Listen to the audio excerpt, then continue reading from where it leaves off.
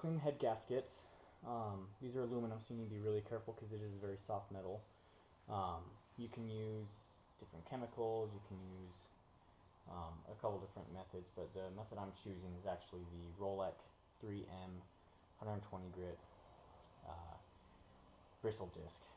So a lot of people won't like this method because they say it'll scratch the aluminum. It can scratch the aluminum.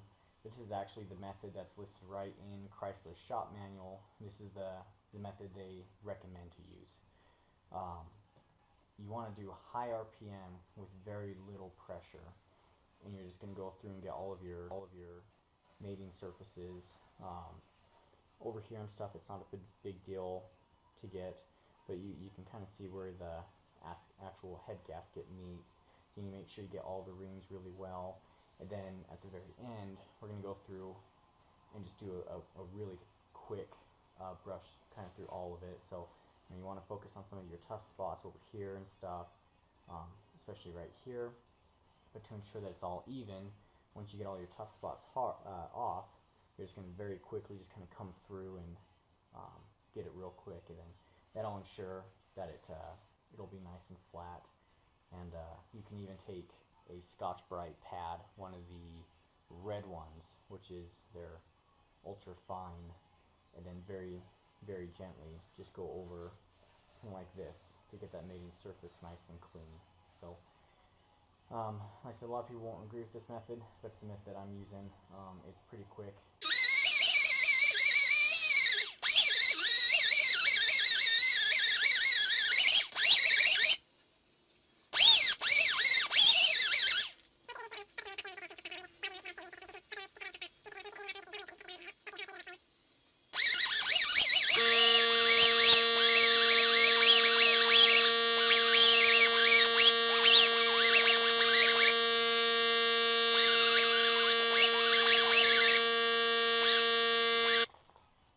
You want to keep moving. You don't want to focus in on one spot too long, like right there. That's kind of a tough spot, but I don't want to just gouge in on it because that'll create an uneven surface. So I'm just going to kind of work around to several of the tough spots in a circular motion. You want to keep it moving at all times. Like so, you don't want to be putting pressure down on it at all. Let the high RPM do the work for you.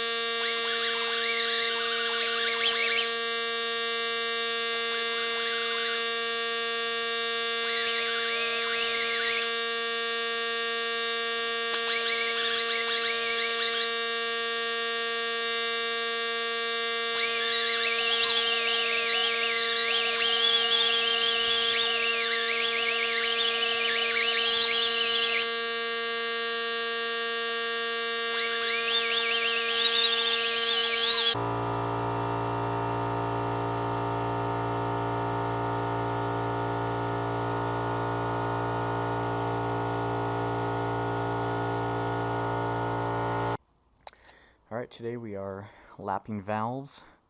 Lapping valves is just the process of cleaning the valve seats where they seal, cleaning them up both on the head side and the valve side. We do it at the same time. It just ensures a really good proper seal, so we don't have unwanted air escaping into either the exhaust or the intake during the power stroke or anything else for that matter. It's really easy how we do this.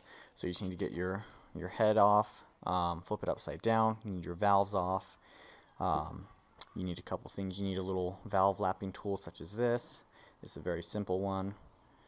And then you need lapping compound or grinding compound. This is coarse grade. This is fine grade. So I let the valves sit overnight again in the chem dip. Got most of the large chunks of junk off. Still a little bit some left, but the important thing is where we're going to be lapping is pretty clear of debris. So now we just need to start actually lapping them. Okay, we're going to start by taking your exhaust valve. You're going to get your coarse grade. You're going to apply just a little teeny tiny bit to your fingertip. You're going to rub it on the seat of the exhaust valve or the intake valve, whichever one you're doing.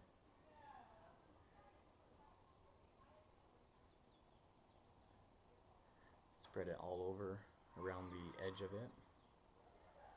Okay, once you have it evenly spread on there, you're going to put just a little bit of oil on the stem here, slide it into the valve. Okay. Just want to make sure the back of it isn't getting pushed up. So I take a little piece of wood, that way it's not getting pushed up. And you take your valve lapping tool, you can center on it, and you're going to turn it back and forth, almost like you're starting a fire.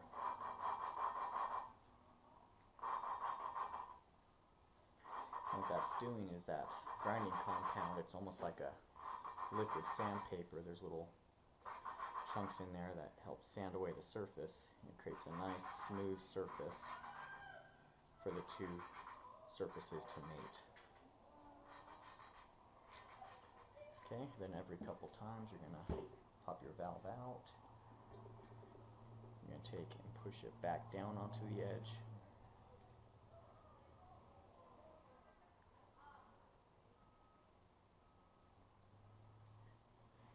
And you just redo it. Depending on how dirty they are, you may have to do this for a long time before you see a nice seat. And so you're going back and forth, then every couple times you also want to keep turning it.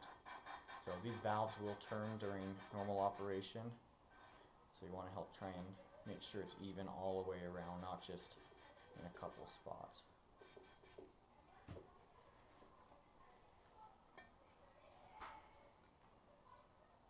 Okay, same thing, just push it down.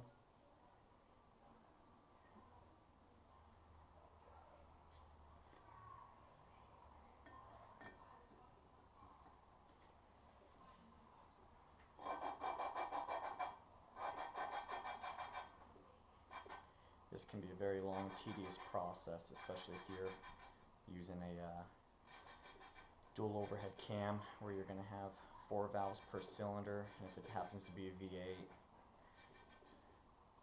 going to take much longer than something like this. This is just an overhead valve or a single overhead cam.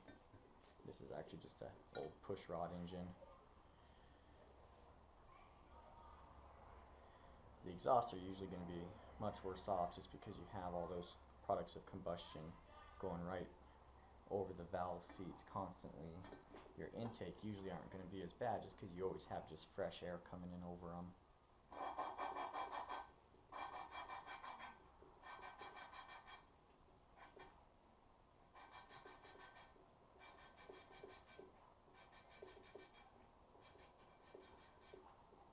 Okay, once you feel like you've done a pretty good job on the course, wipe some of this off. You don't want to scrape it off because again, this is almost like sandpaper. You just want to gently wipe it off. Do the same thing to the seat.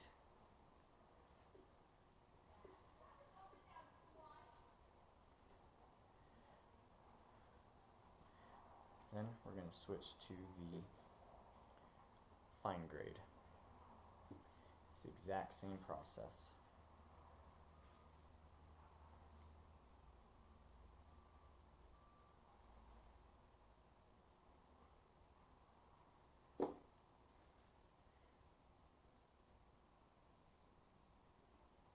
I've seen people do this with drills before and probably makes it a little bit faster. I find that it really doesn't take that long to do it just by hand.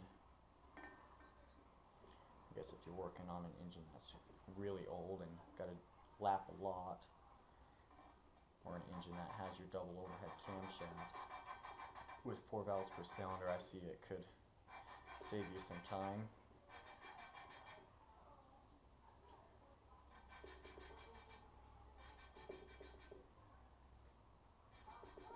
This is a very important step when rebuilding heads. Doesn't take that long, doesn't cost that much money to buy these. It's going to give you much higher performance, it's going to give you higher compression. It's going to make your engine last a lot longer.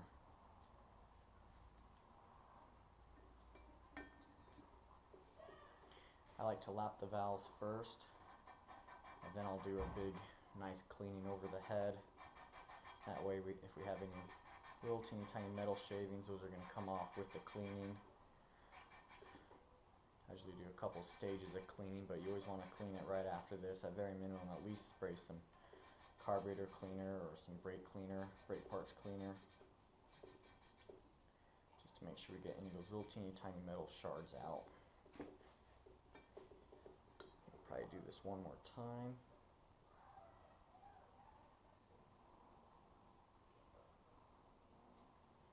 Usually your head will look really good because it's aluminum, so it's a very soft metal, so you don't have to grind real hard to get it looking good. Your valves are usually steel, so they'll take a little bit more grinding to get a good looking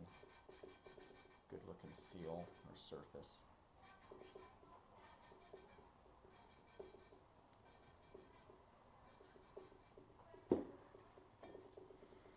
Alright, wipe it off.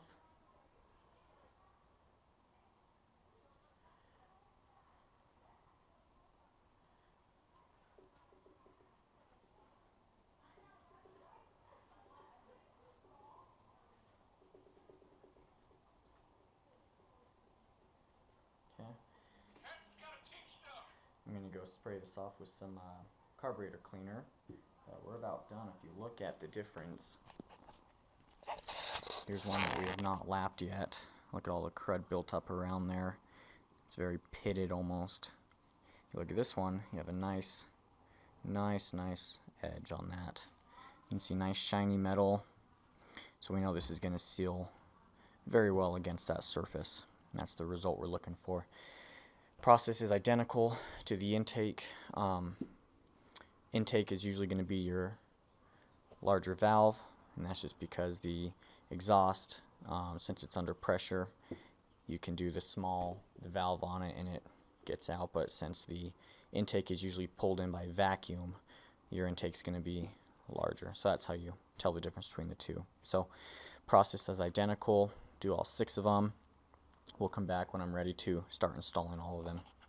We've lapped both valves on cylinder number 1. If you take a look at the valve seat, the valve seal, look nice and shiny. Have no problem at all making a seal with that, both sides. Okay, what we're going to do next, we're going to flip it over and we're going to replace the valve guide seals. We flipped the head over, so these are where your springs were initially. We're going to replace our valve seals now, or our valve stem seals. These ones are really easy. Take a pair of pliers, pull it up like that, discard that one, take a little rag, wipe off some of the junk. You ever start your car up and it smokes a lot during the first minute of it turning on, and then it goes away and stays gone? It's usually a valve seal. Oil's dripped down onto the valve while it sits parked. Turn it on, burns off that. So really cheap. Don't want to install them dry, so I always just take a small thing of motor oil, get my finger in it, spread it around inside, and they just plop on. Very, very simple. First valve we're going to be doing is the exhaust. So with the same oily fingers, lube it up a little bit so it's not going in dry.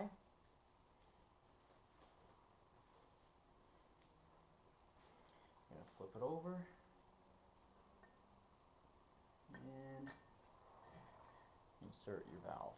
Okay, take a little sock or a rag, place it underneath the valve, push down. What that does, that keeps it from pushing down away from us while we install it. while we install the spring and retainer and keepers. Okay, so for the first time I used my nice Lyle tool, just smack it on, goes on very easily. For those of you out there who don't have that, I'll be using your OHV spring compressor. This will only work on OHV vehicles. Typically it will not work on a lot of your dual overhead vehicles or anything like that. This basically operates by compressing the spring. If your vehicle has one of the inner and outer springs, that also will not work on it. So again, these are different size springs between the intake and the exhaust, so you have to make sure you keep them straight. These are the keepers. They're tapered, so you want them tapering. The bigger taper goes up. Basically, as you can see there, one on each side. It's got these little rivets. It locks in, and that's how it holds it. So, put your spring on. Put the top of the spring, retainer, I don't know what that one's called. And then you're going to take these arms and grab as low as you can on the spring.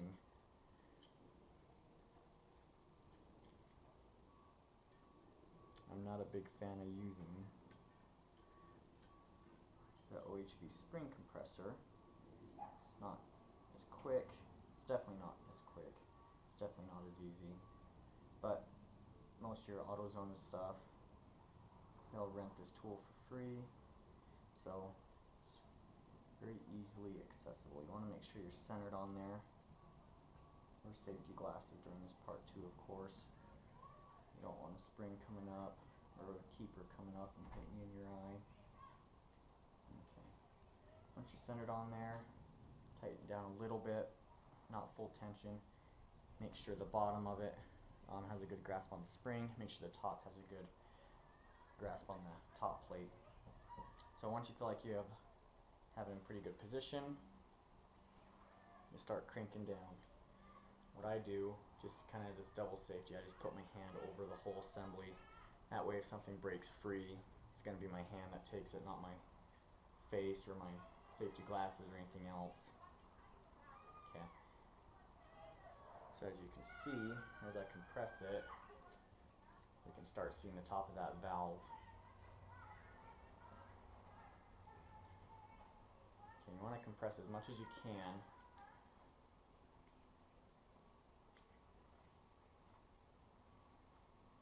Okay, it's looking really good. Okay, so now when you have it to this point, you're going to slip the retainers, or sorry, the keepers in place.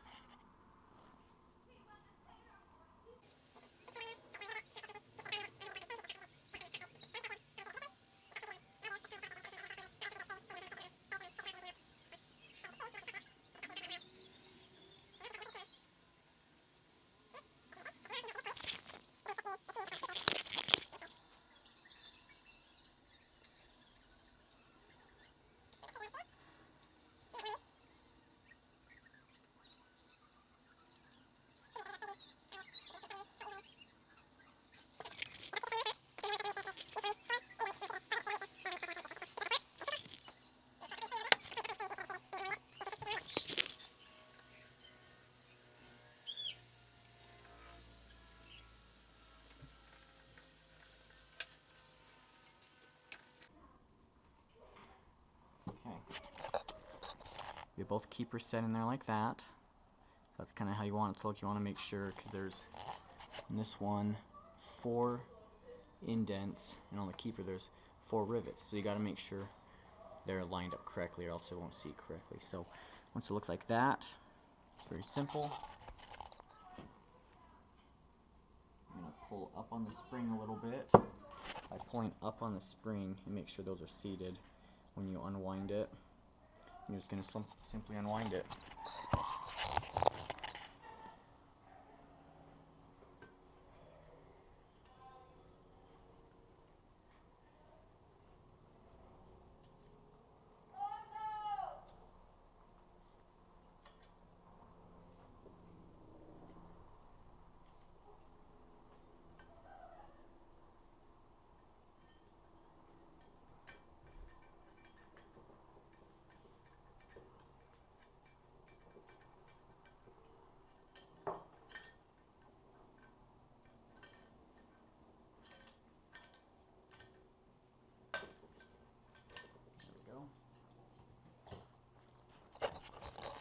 That's how it should look when it's properly seated.